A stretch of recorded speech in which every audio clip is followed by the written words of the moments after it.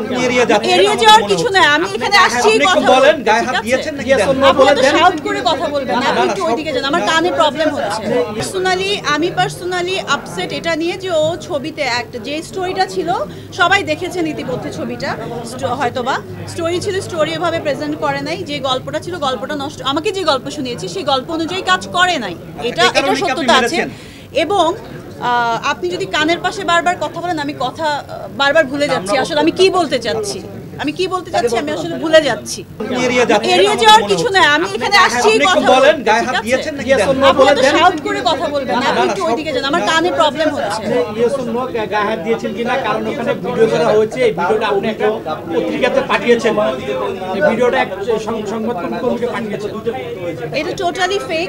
এখন আসলে ছবিটা দেখার পরে অনেকেই আমাকে, যেমন জ্যাজ থেকে ছবিটা গেছে, আজিজ ভাই আমাকে বললো যে আপু আপনি এরকম একটা পরিচালকের সঙ্গে কেন কাজ করেছেন, আপনি তো অনেক ভালো ভালো ছবি করেছেন, এত গ্যাপ দিয়ে আপনি কাজ করেন ভালো কাজ করার জন্য, আপনি কেন এই কাজ করেছেন, এই ছবির কোনো গল্প নেই, আগা মাথা নাই, কিছু নাই।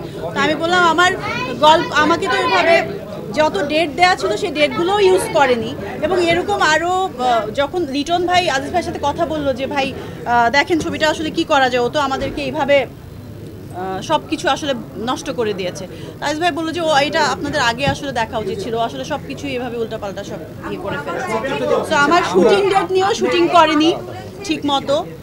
তারপর আইটেম গান যেটা আমার করার কথা ছিল সেটাও আমি শুনেছি, আমি এটা প্রডিউসার পক্ষ থেকে শুনেছি, নতুন যে মেয়েটাকে নিয়েছে তার থেকে টাকা নিয়ে কাজ করেছি। এটা ওই সময় আসলে এটা এত হাস্যকর একটা কোশ্চেন, এটার কোনো মানে ফলস আর ফেক হয়ে আসছে। তো এটা নিয়ে আসলে আমি এটা সাদাত হোসেন লিটন ভাই বলবে, আয়েশা সিদ্দিকা বলবে, কারণ ওনারা সবাই সেখানে ছিলেন এবং সবাই ছিলেন। আমার উপর এটা ওর উপর এতগুলো অভিযোগ, আসলে আমার আমি কেন ভিডিও করব? আচ্ছা আমি যদি অ্যাকশনে থাকি আমি কিভাবে ভিডিও করব?